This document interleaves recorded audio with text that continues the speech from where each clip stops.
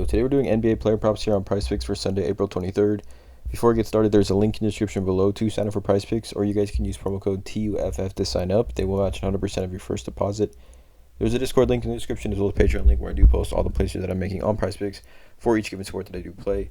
I do also need to mention I'm not a gambling expert and this is not financial advice. This is simply just plays I'm personally looking at making, hopefully giving you guys some insight and analysis to then make your own player prop decisions. But let's get into it, you guys. I do also want to mention to you that I am recording this video on Saturday night. This is obviously for the Sunday day games. So I don't think either of these two plays, the lines should move on either of these. So just keep that in mind, though. If the lines do move, I do apologize. But this is the best time for me to record this video. But I got two plays that I am targeting here. Yeah, let's not waste any time. Let's just get right into it. First, taking a quick look at the slate for Sunday, we got Cavs, Knicks, crucial game 4.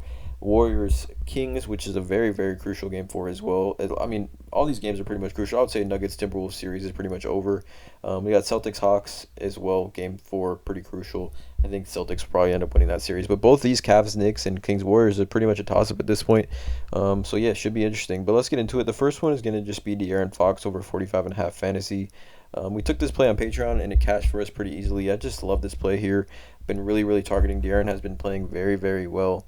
45.5, just about right. Maybe it should be at 46.5, but this was as low as 42.5 just last game, so it's obviously bumped up quite a bit. But in the 3 games this series, 52, 56, and 52 fantasy over his last 3 games has just been extremely, extremely effective. And it's kind of in the position for the Golden State Warriors where they can't necessarily double De'Aaron Fox because of the shooters that the Sacramento Kings have, and then as well as just the pace that this series has kind of been at. We take a look at the pace. This has obviously been the most competitive and highest scoring, and just the games being played at the fastest pace of any playoff game. You can see your Golden State and Kings both playing at a 103.67 pace in this series so far. If we take a look at De'Aaron Fox fantasy score game log this season against the Warriors now, and he's now hit this in 5 of 6 games against Golden State. 5 of 6 games he has hit the over in this. 2 games actually in Golden State he's had 47 and 52.3 fantasy. But if you take a look at just like a baseline fantasy score for De'Aaron Fox, 22, 4, 8, 3, 1 with 3 turnovers would hit the over on this at 47.8. So I mean, there's so many different things that De'Aaron Fox does on the floor and able to kind of hit this line here. We take a look at De'Aaron Fox over his last 4 games, so including the, I guess, last game of the regular season and then these 3 playoff games. He's averaging an insane 1.4 fantasy points per minute, which is equating to 49.4 fantasy points per game per 36 minutes. He is seeing easily the highest usage on the team. So much more usage, actually 7% more usage than Domantas Sabonis, which during the season this was kind of more split, a little more even. But De'Aaron Fox has really, really turned it up as of late, especially in the playoffs. 1.4 fantasy points per minute for De'Aaron Fox. Given that the over-under here is 238.5 and Golden State is 7.5 point favorites, I definitely see De'Aaron Fox, playing a ton of minutes, playing quite a bit of minutes. We can see here so far in the playoffs he's seen 38, 36, and 40 minutes through 3 games in the playoffs. Hasn't really been in foul trouble much, but you can see here got to the line quite a bit more.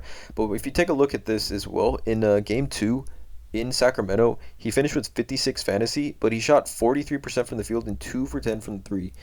He's shooting 48, 43. He shot 40% from the field last game and still at 52.3 fantasy. So if we get some positive progression here on the shooting front for De'Aaron Fox, I mean, that was his lowest shooting game as far as field goal percentage goes against Golden State this season, but it was his second highest second highest fantasy score total so far this season, so against Golden State. So I like De'Aaron Fox over 45.5 fantasy. I don't believe this line will bump.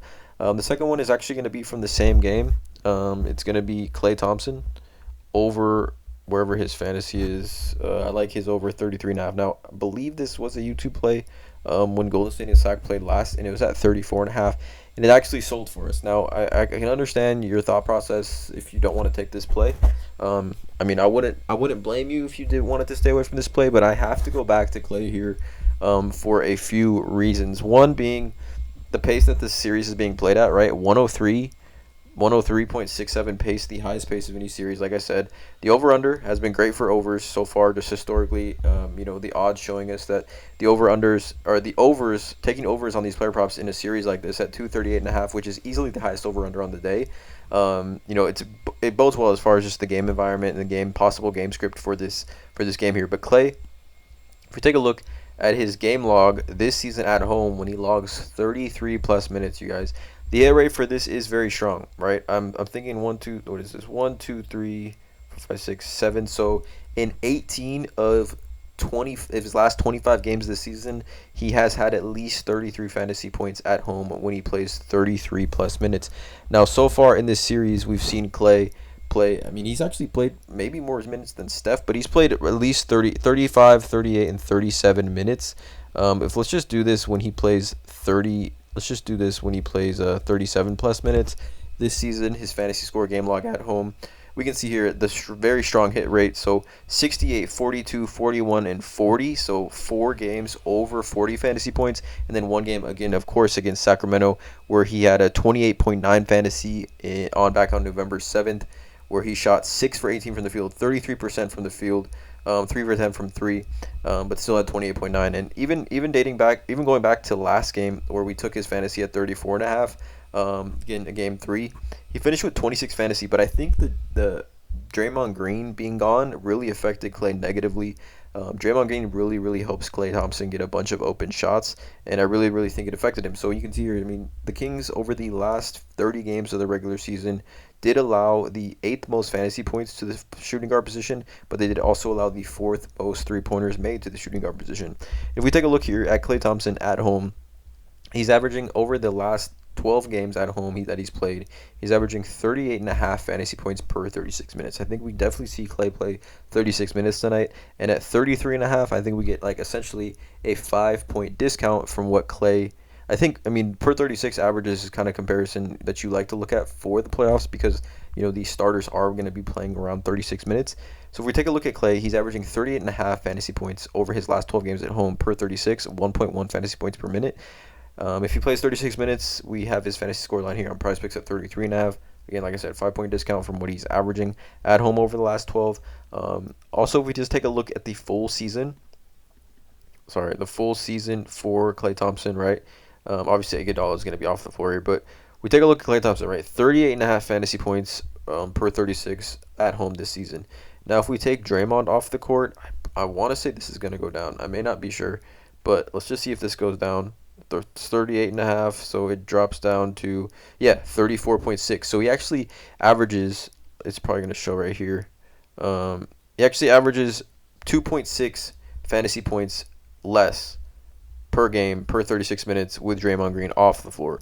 So that makes sense for us here. I think if adding Draymond back on the floor at a 1-point discount from what this was last game, I like Klay Thompson over 33.5 fantasy. So both these plays here from the same game.